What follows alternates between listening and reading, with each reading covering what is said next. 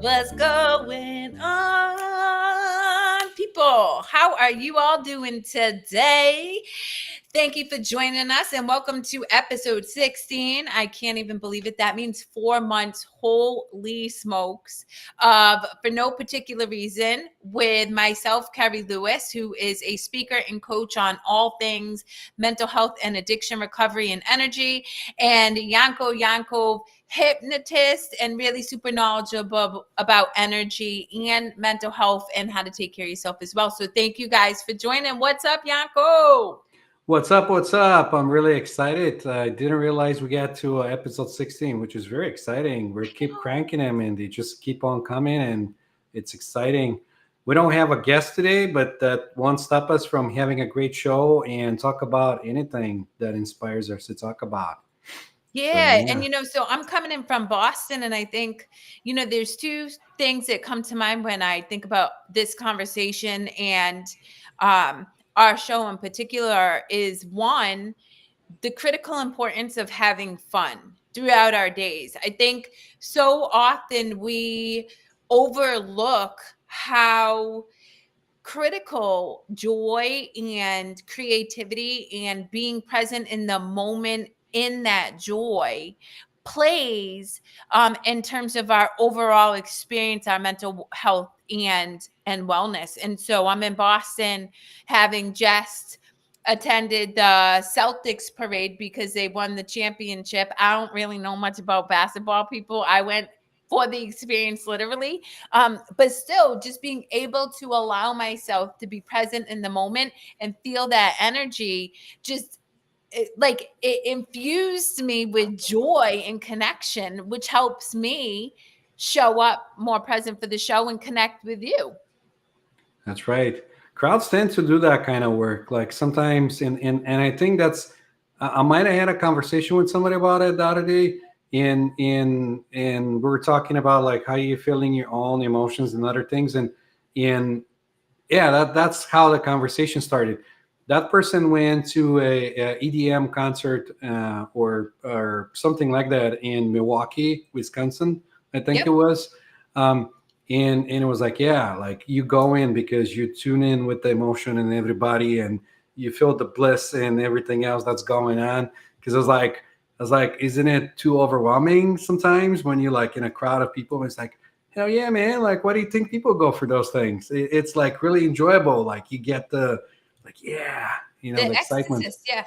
I find it so funny, and this is how powerful the universe is. I just finished the book Stealing Fire, which was recommended to me by Drew Mac, whatever, Okay. McCon. I don't know his last name. But Stealing Fire talks about achieving ecstasy in different ways, right? And I will preface this that it does talk about using psychedelics as one method to achieve ecstasy, which he and I have talked about the fact that I tend to be leery about that stuff, given that I have struggled with addiction in the past. However, the book also shares a whole myriad of different tools and strategies to achieve that ecstasy, that like oneness. And one of the things that they shared was EDM. And originally, when I thought about that back in my days of doing drugs and stuff, I immediately thought, well, of course, because people are on ecstasy and all these mind altering drugs, but that's actually not true. They found that in the research, a lot of it has to do with the community connection, and the lights and the music itself allows you to create that experience of like oneness and joy that we as individuals, I think, are constantly striving to seek. So the fact that you brought it up is super cool. Yeah, and usually that's to my understanding and experience so far is that because we're already in that state, but we're kind of like going against our own feelings and everything, and convince ourselves that we're miserable through like other programming and other things, and that kind of like allows us not to go there. But you everyone's original state of being, it's bliss and love, and this like oneness with everything is just great. And then the other thing is like, if you think about it, back in the day people were doing shamanic drumming circles and other things like that that'll like give you like the beat, like the EDM. You got the doop doop doop doop. You got the beat, you got the lights. There's no fire like shamanic, circles and anything else, but you kind of go in an outer state of being, and you kind of tune in, and for that maybe particular second, ego dissolves, and you're just Yeah. like in the moment, which is Yeah. one. Yeah. Yeah, Yeah. It's so interesting. And then, I think about the moments that I remember most. Like, what are the most profound moments? They're the ones that I experienced joy, like complete bliss. Whether it was sitting under a tree at a lake, just enjoying like the scene of the natural setting, or playing with my child or right. whatever. And it's true, like in that joy, your ego no longer is in command, and you are essentially one. You're just there. And so I'm curious for you, what do you do to cultivate fun in your life on the daily, if anything? I don't know. It usually comes in the moment. If I feel like I want to do something goofy, like if the child inside wants to do something goofy, I'm like, let's go. Yeah. I don't know. I don't know if I even tell you this. Like, at one time we were in the store waiting on the cashiers to like, ring our purchases, and the people behind me, I think they were whispering about something, and so I turned around and I said, "What are we whispering about?" And that freaked them out. But I love that. And it also embarrassed my wife too, because she's like, Yeah. What are you doing?" You know what I mean? But it was kind of like it felt okay. It felt Yeah. like in that moment, it felt just great. So I don't Well, know. it's so funny. Like, even today, me and Nana made a highly inappropriate video. And it was because it was fun. I was like, I literally am going. So, for context, people, Nana does not drink coffee, and I love coffee. And so I said to him, "Hey, I'm tired. We're going to have to stop for coffee." And he gave me one of his, like, not that he really cares, but he always does that when he hears coffee, because he's not addicted to it, so he doesn't get it. So jokingly, I'm like, "Well, I'll give you head." And he started laughing. I'm like, "We should make that into a video." And we did. And, a lot of people, that's something that they would think about and never say. Me and Nana just don't care. I'm gonna put it out there because I thought it was funny. It cracked me up, and it is what it is. And It is funny, yes. it is. But I think, like, that's the thing, the spur of the moment, the joy that we have, not only creating with that, but some people would find that entertaining. Some people would find it offensive, but to me, I, like you, just do what comes natural, and I just trust that it is going to be what it is. It brings me joy, so that's what I care about. I mean, I don't act like that all the time. I have to be like, I don't know, in a certain mood or something. I don't Yeah. know, like inspired. That's what we keep saying. Inspiration comes back to do whatever, like inspiration to sing or draw or hum or meditate and other things. Like sometimes, and I cut myself doing that. Sometimes when you stick into a loop, like something that you do on a daily basis, like a program or like a habit. Okay, that's the right word I was looking Yeah. for. So when you stick in a habit of, like, say, meditating in a certain time in a certain place, for a certain amount of time, and when that doesn't happen, you're kind of disappointed because you have that expectancy, because like there's no spontaneity, and you just kind of like disappoint yourself, and you go like, oh, maybe I'll fall off the wagon or something else will happen. So when you recognize that, you just go with what feels right. Like if you don't feel like meditating, you're not going to meditate. Maybe you'll do it later. It doesn't have to be in that exact order. Now, Yeah. structure can be helpful, because I know when I was meditating at the beginning, um, in hypnosis, they have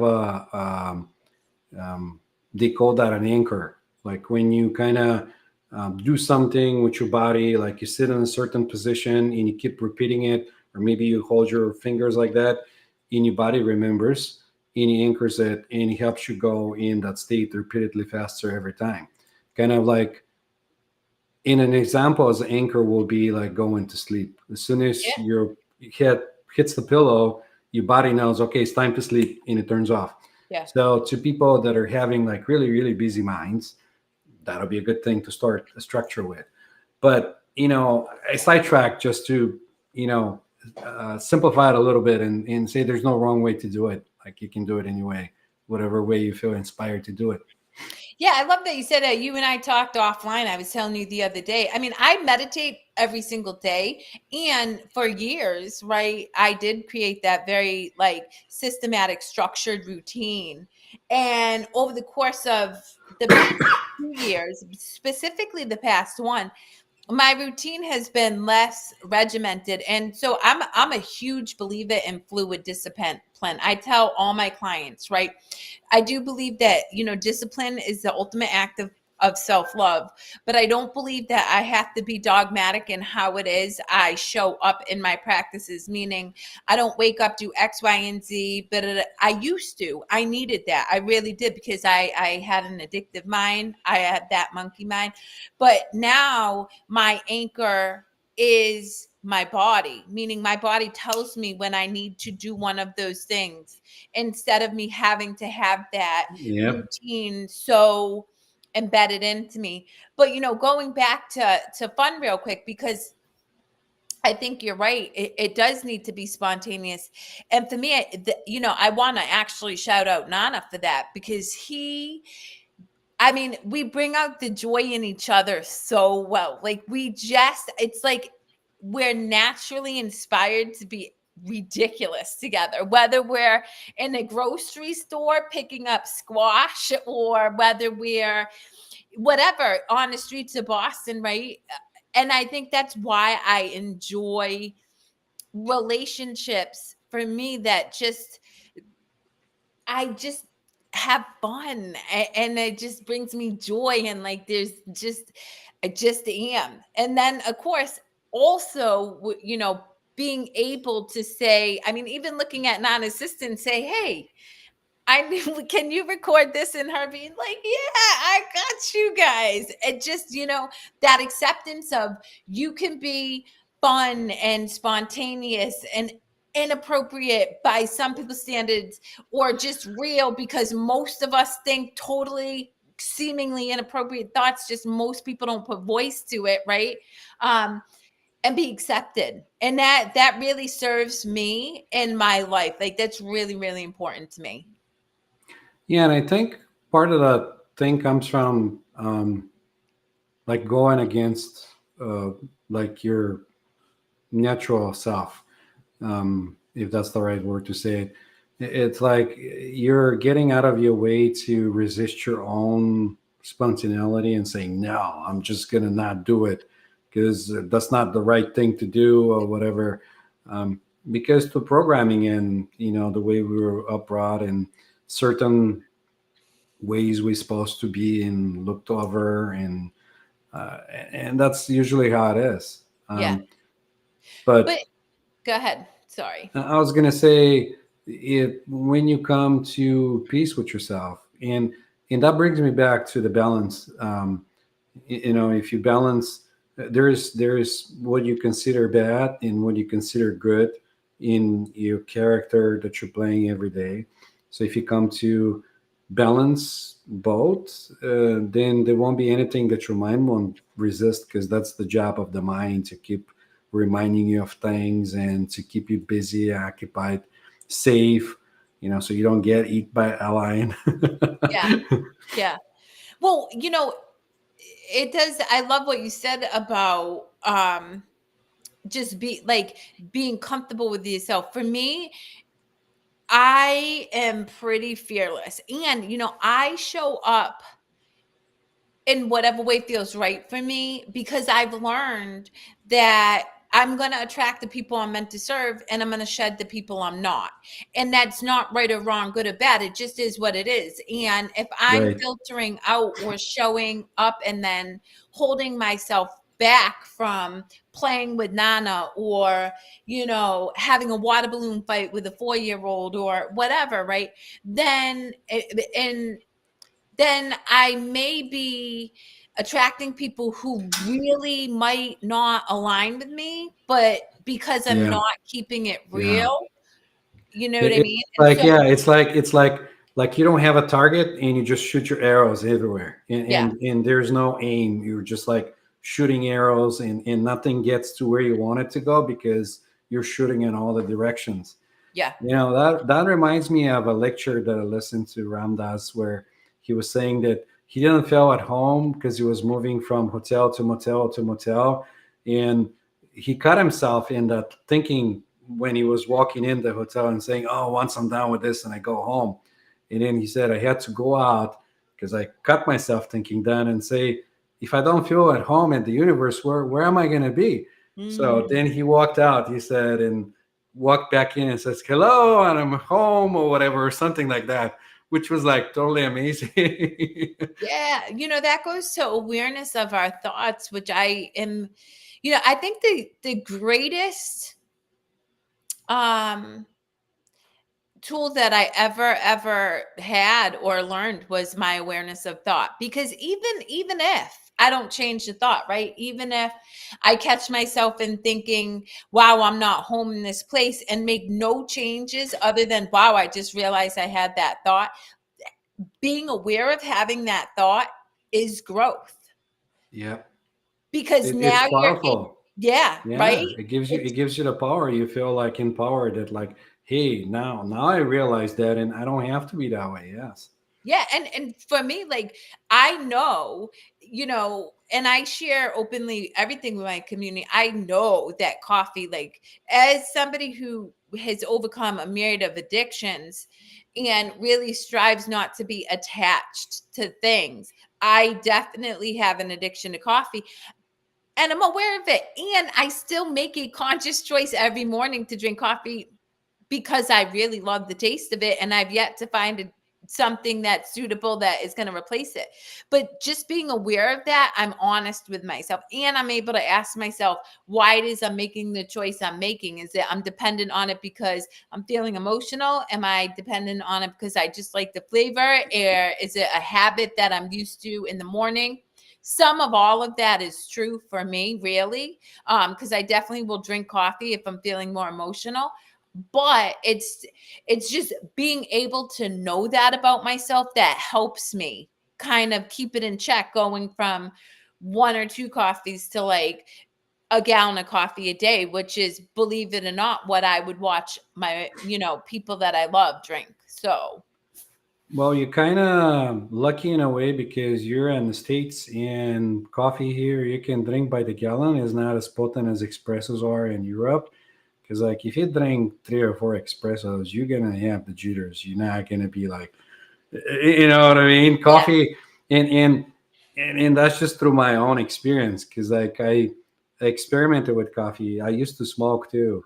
Like I used to smoke 3 packs a day, and nothing three could have packs of convinced me. cigarettes a Yeah, day. nothing could have convinced me to stop. And I was like, even if they make them, because they keep raising the money for Prices. the cigarettes. Yeah, the prices were going up. And I was thinking, even if they make them $100, I still smoke cigarettes until like I decided not to, and I just quit. Like I got everything in the house. I had cigars. I have anything that I had. I smoked it all, and I said, all right, this is it. Like cold turkey. Like from now on, I'm not a smoker. And it was weird because like I'll have dreams about smoking. I smell the smells across the street. If somebody's like smoking and walking down, I'll be like a hunting dog. You know what I Oh mean? I'll yeah. pick up on the scent. Um, but that kind of gave me awareness about coffee. So I experimented with coffee too. And one thing that comes to mind that people don't realize that are struggling with things that are thinking that they don't have choices, they always have choices. So when I was experimenting with coffee, I sat down and I said, okay, what other choices do I have? Like, obviously, I'm not going to go to sugar or anything else. So I figure out what's more. It brings me caffeine, and it still kind of like wakes me up, but it's not coffee. So I went to green tea. So I started to do green tea powder, or like Matcha. frappuccinos with Yeah. like a matcha green tea. Um, and that actually helped to an extent, because coffee also gives you heartburn and upsets your stomach, especially in the morning if you don't like used to having breakfast or anything. And then I got to a point when I experimented and I stopped drinking coffee. Then I had withdrawals for like 2 or 3 days. I'll And have those are headaches. awful. Ugh. Yeah, it is. Yeah.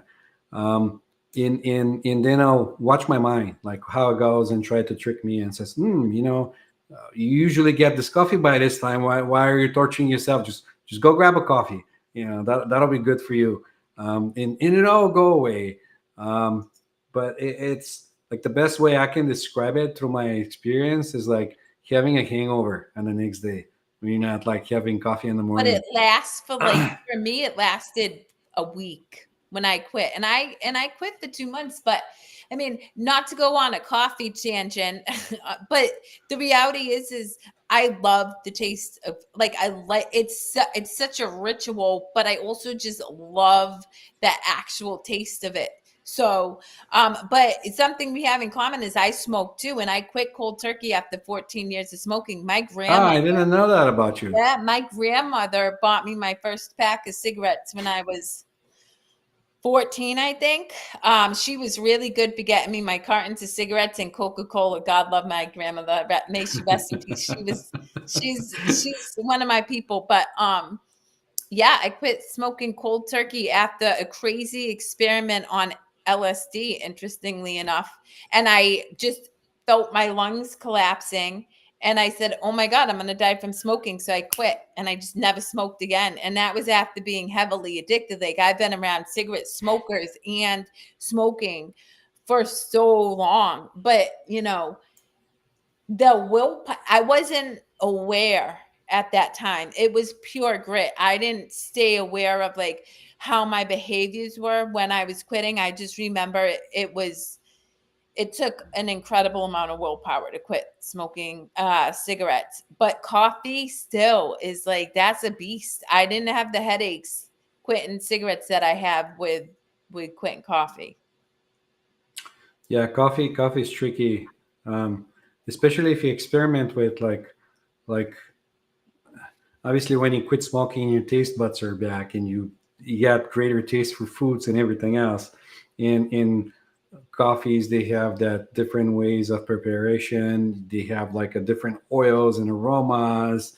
Um, you can go crazy, like Yeah. Oh, you know what I mean, and all that stuff comes to mind when you think about it. yeah.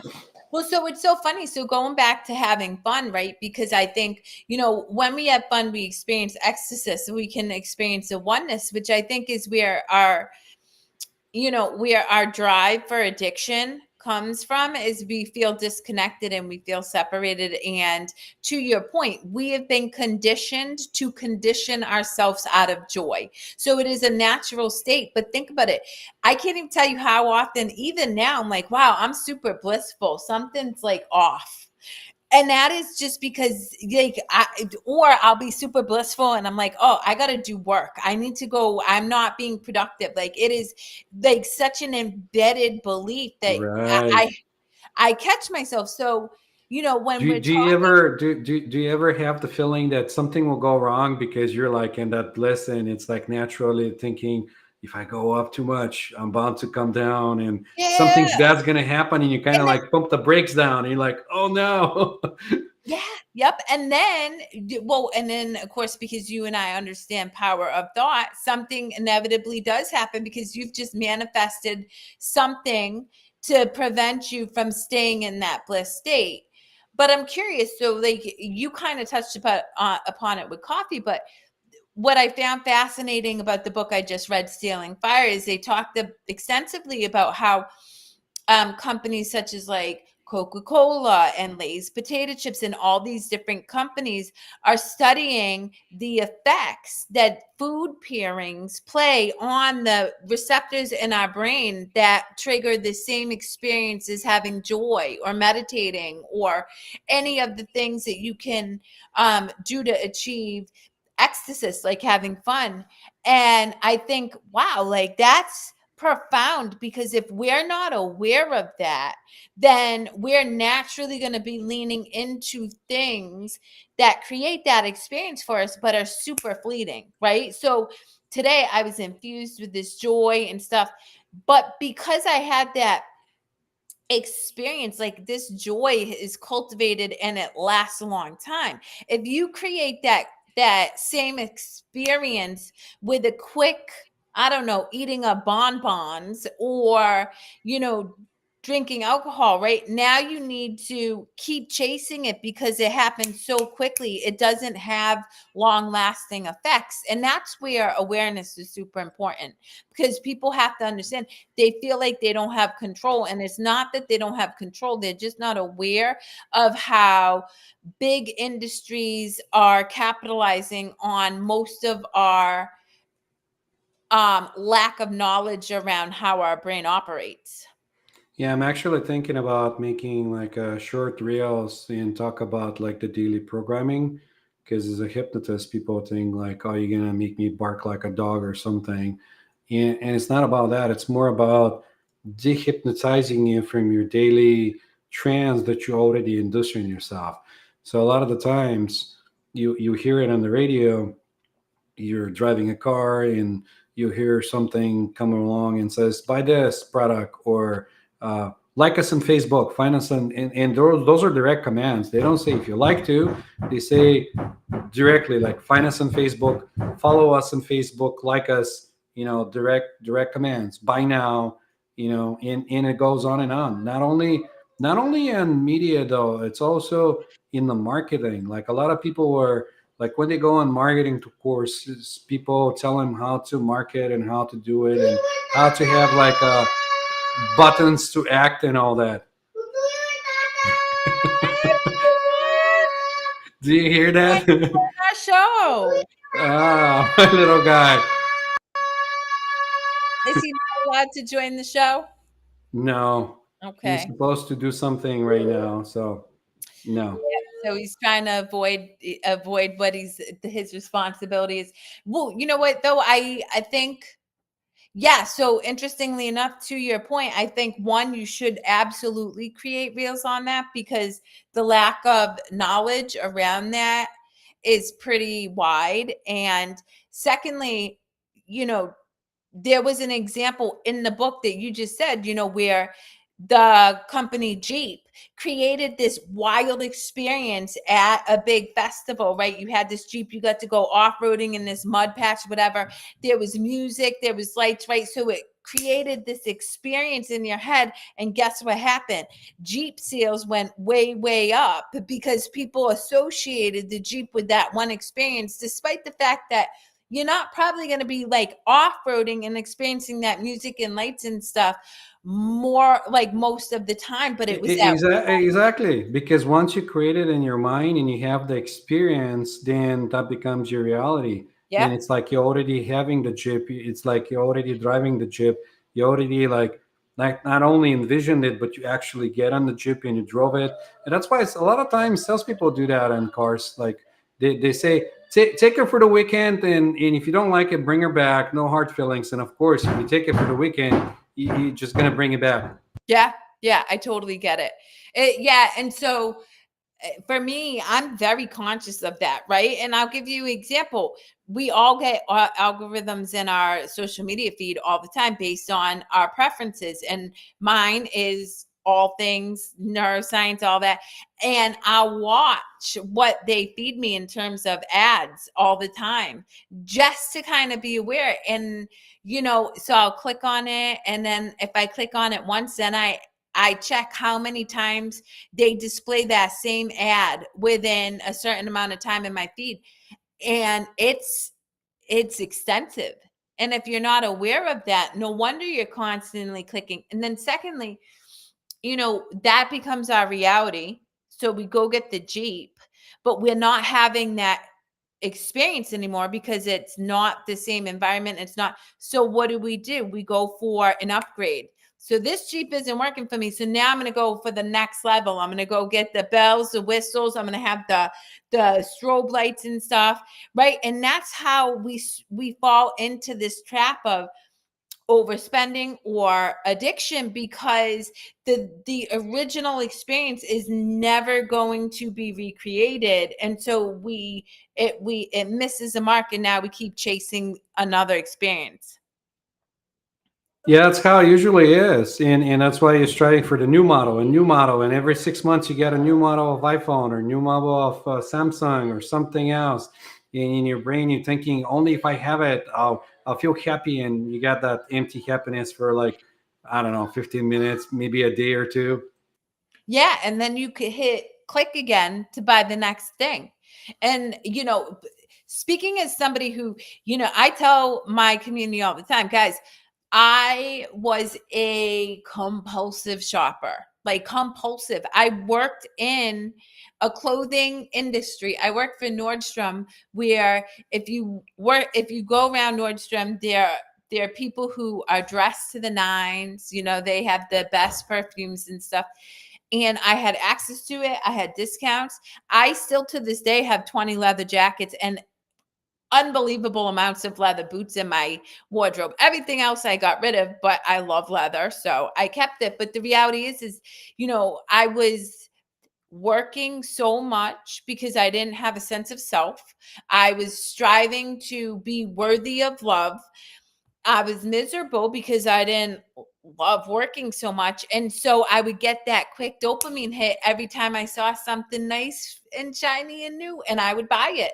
And so, despite making six figures, I was always broke because I was buying the newest, greatest outfit for my daughters or myself or whatever. So, Yeah, that usually happens with a lot of people, and I was one of them too. I'm guilty of, like, entertaining ideas like that, and I still do from time to time, where I just have to marinate and say, all right, I'm gonna sit on it, see how it feels. Like, do I really need this? Like, is this gonna like change my life? Really, is it gonna like be a tool and help me, or is just one of those things that I feel like impulsively to like get it just because I can get it, yeah. you know?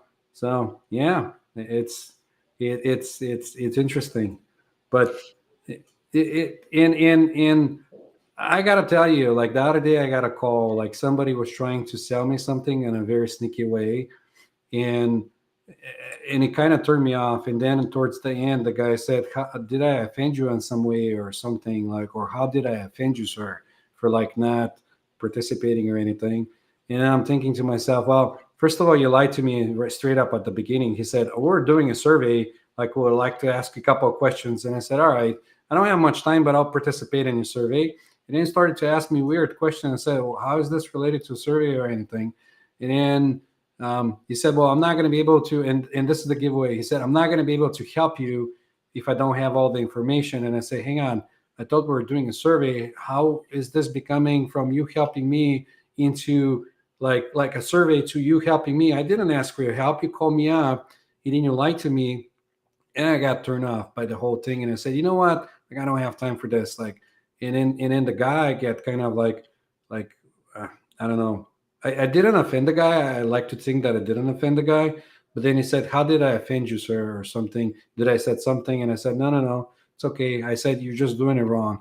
He said, "Well, I've been doing this from since 1969." And I said, "Okay, cool. Yeah, right, Yeah. right on.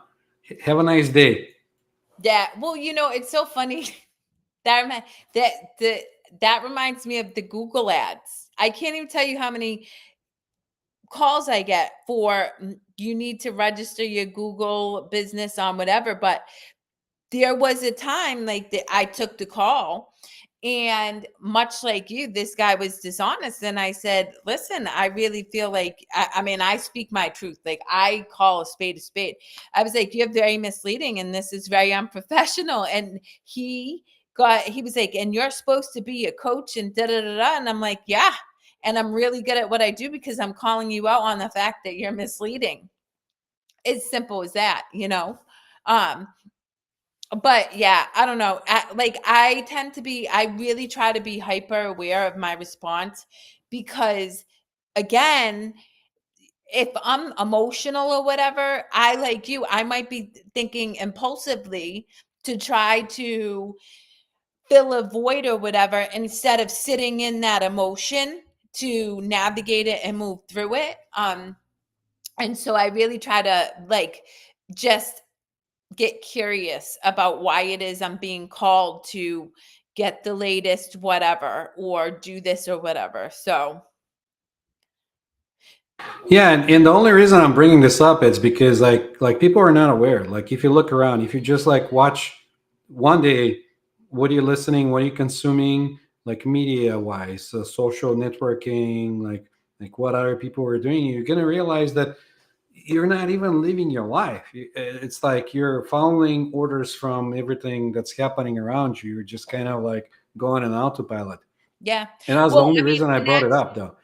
that's where um I get really cautious about virtual reality and gaming because they're creating worlds where people can literally disconnect from reality, but they have capitalized so well on how to give you that ecstasy that you can get lost in a non-realistic world for the really rest of your life, if you're not conscious of it. And it leads That's me a to, really good topic. We should probably like talk about it on one of the Fridays with the AI and yeah, everything and else don't that's get me coming wrong, up. I think AI can serve as a catalyst to help you enhance your practices. I really do. I don't think you have to, you know, shun or stray away from anything. It's just being aware and to what this point is. But yeah, I would be happy to talk about that. But it also goes to, I'm at my daughter's annual physical this past Tuesday, and doctor asks the same question as she always does. Hey, how much screen time are you having? And I answered honestly. I was like, too much. I mean, most kids too much, most adults too much. So my daughter, of course, got a little tight and stuff and didn't appreciate it. Well, later on, just by me saying that and her being my daughter, she looked at her screen time because thank God Apple will sit here and tell you.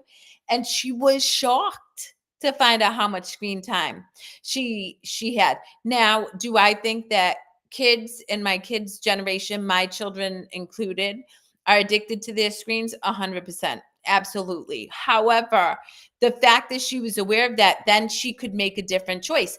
And I'm not the mom. I am not going to tell my kids what they need to do because I truly believe they have to figure it out themselves. I'm going to give them the information, right? I'm going to tell them all about cannabis. I'm going to tell them all about addiction. I'm going to tell them about our lineage. I'm going to give them facts on fentanyl. I'm going to tell them about sex, all the stuff.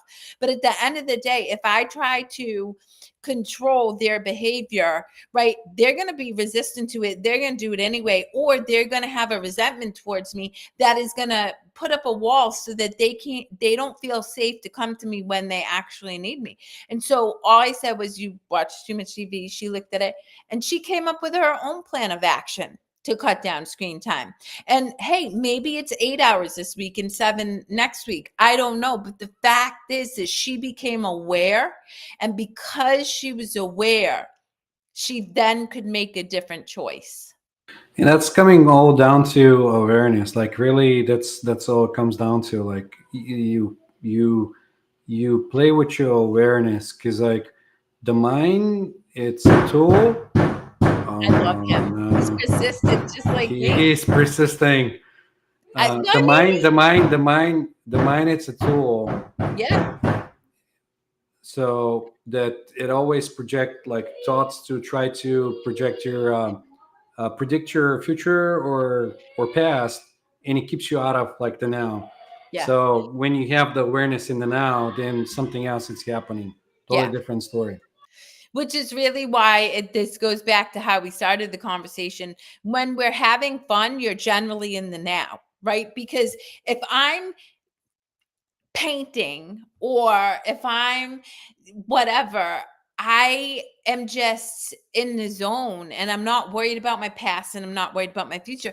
And interestingly enough, I process a lot of information while I'm having fun. And what I mean by that is, so one of my pastimes is I'm constantly studying muscle hypertrophy and how to build muscle and how to manipulate our muscles and stuff.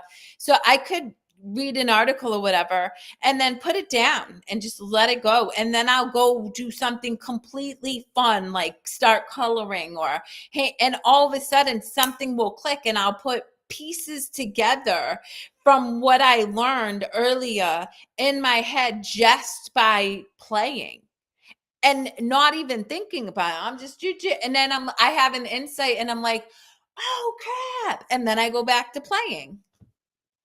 Yeah, that's usually how the mind is, and that's why like the more you try to do something, the more resistant it gets. It's kind of like if you try to fall asleep at night, you can, and the moment you give up trying to fall asleep, then you fall asleep naturally. Yep. So it's kind of like that. You get the info, it goes in your mind, then you let it marinate and do whatever, and then you move on, do something else, and then when it's digested and processed, then you'll get the insight, which is happening naturally, which is Yeah, which is wonderful. And I'm glad you're aware of that. It's a yeah. Well, wonderful tool. I also think it's important. I've actually employed that technique when I was doing business coaching, and I emphasize play within my daughter's schoolwork all the time because I recognize like we're not meant to problem solve like that. We're not meant to sit for 6 hours and like just go through. When we get up and completely break free from whatever it is that we're being fed, the knowledge we're being fed, and we're outside playing or we're doing art or we're doing choir and stuff, you're absorbing that information in a way that actually helps you retain it and understand it, right? Rather than just trying to have rote memory, which never works because as soon as you don't keep going over and over, you're going to forget it. So, yeah, that's always so interesting to me. But on a completely different topic, you were telling me about some really amazing and fun events going on in the next couple weeks in your area. Want to share? Yes, yes. So this weekend, Oneness Fest, it's happening, which is in Illinois, and it's this huge festival where they're gonna have like different tents, where they have like a different program. And I encourage everybody to like who's local and watches this video before this weekend to check them out. Like in Google Oneness Fest, each tent is going to have different modalities. They're going to have singing balls and other things like that, and very like-minded people. So shamanic drumming ceremonies, other things, maybe cacao ceremonies, different things. And they have a vendor market, and it's outside, so it's in nature. It's wonderful. So I'm totally looking forward to doing that. But Well, then on I the same note, yeah, go ahead. Well, to touch on that real quick, I love that because it hits on some of the things we talked about in this episode, which is right community. So you're coming together with people who are looking for community and looking to experience similar things, even if it's not exactly the same thing, right? If you're here for a singing bowl and you're here for a shamanic ceremony, you may seem like it's different, but it's similar. So I love that it just brings people together. And I love the name oneness because I think when you're in ecstasy, right, when you are having fun, that is when you experience oneness. That's right. And like I said, there's a vendors market where they're gonna sell crystals, other things like that. I have a couple of colleagues that are gonna be doing hypnosis there. I'm not gonna be going as a vendor. I'm gonna be going as a visitor with a couple of friends, or maybe I'll take the wife and son with. But then following weekend, two events I'm going to participate on, and I'm going to bring them in screen. It's going through the Rooted Holistic. Yep. This is the one in Round Lake. Rooted Holistic. It's a wonderful event which kind of brings everyone around. They have like a little corners. I'm going to have a vendors table there. So I welcome anybody to come in and ask me questions about hypnosis or anything like that, or if they even want to experience hypnosis, they never tried it, can do a demo and give them a little bit of experience of that. So that's happening in Round Lake, and then the following day, this is on Saturday, and then on Sunday through the same, I'm going to be in Schaumburg, also on the second through Holistic Healing, a wellness fair. Same thing, different type of practitioners, different type of things. Usually, there's people that do Reiki's and other things like it. So it's going to be wonderful and awesome. I love So that yeah. so much. Yeah. So for anybody in either one of those areas, which is not anywhere near me, so I highly encourage you to check it out and raise your vibration, suspend what you think you know, and hopefully, and most importantly, have some fun. I mean, my personal experience when I go to events like that is it just feels it feels so good. Like I don't know, Yeah. like the crowd and everything. Um, I can't find words to express it. So I'm so looking forward to it. Last time I was one of those events, I met somebody that was doing verbal channels, and What she is was it? verbal channeling. You Oh know, yeah, yeah, like they get in outer state and they channel messages and other things like that. yep. Oh, that was awesome. Like you see all kinds of stuff, and it's like if you're into that kind of stuff, that's the place to be. Yeah. It's funny. I've been to one holistic event. Nana and I got tickets for the whole weekend. We found a singing bowl shop. I bought the singing bowl, was there 20 minutes. And because me and Nana had got a hotel room for 2 days, we spent the next 2 days in the hotel room. So I had a great time too. I just didn't actually experience the festival the way I had anticipated. So, but again, it goes to, and I think this is such an important point to highlight, is it goes to trusting your intuition, and it goes to like just being in the moment and letting things unfold the way they were meant to unfold. Me and Nana could have been like, oh, we spent all this money for this festival that was supposed to be at for 2 days, but we didn't. We were like, why get out of here and go chill? And we're like, and so I guess for me, with my final parting words for episode 16 is, it doesn't have to be planned. And even when you plan it, when the things start to unfold and it feels good, trust the breadcrumbs, trust the feeling of feeling good. Don't feel like it has to make sense. Don't feel like you might look inappropriate or whatever. Just allow yourself to go with the experience. And when you do that, the connection, the peace, the joy you feel is indescribable. I really can't, I cannot put into words the joy I feel when I allow myself just to be.